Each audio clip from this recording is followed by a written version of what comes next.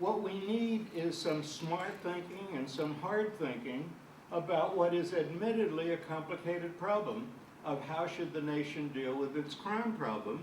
And so much of our legislative response is knee-jerk, with the public not appreciating the degree to which incarceration may or may not work for some crimes, but not very well for others. And drug crimes are an excellent example of that. This overcriminalization, federalization of crime issue, whether on drugs or anything else, it doesn't cost anything. It takes political willpower to reform. As we're seeing now on a lot of the substantive issues, there's not really that much change. It's where you put the emphasis, how you craft your legal arguments, and which fights you choose.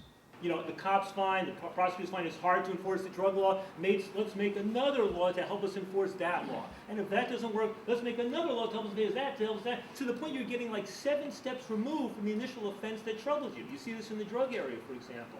Now, there are proposals on the table, including bipartisan ones involving folks like Chuck Colson and Ed Meese with Democrats and others as well, that basically say, let's take the entire federal criminal code and put it on the table.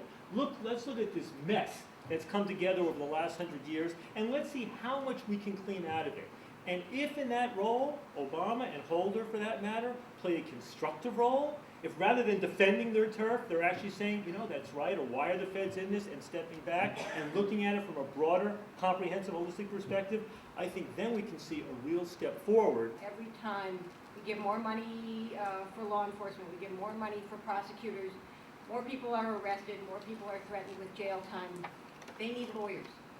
And there is no money for the indigent defense system in this country. There has been a continuing crisis in the indigent defense system in this country, but it has gotten exponentially worse. The system will collapse unless we support the indigent defense system. There are a lot of police chiefs around the country who do think they need more officers. There are a lot of them, and with the way the stimulus package is crafted, they can also hire crime analysts, forensic analysts, and intelligence analysts, people who can help them make the cases, not just make the arrests.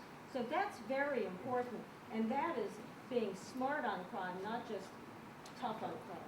There's no question police departments probably need more police, but that's not a top priority because they're not facing major crime issues.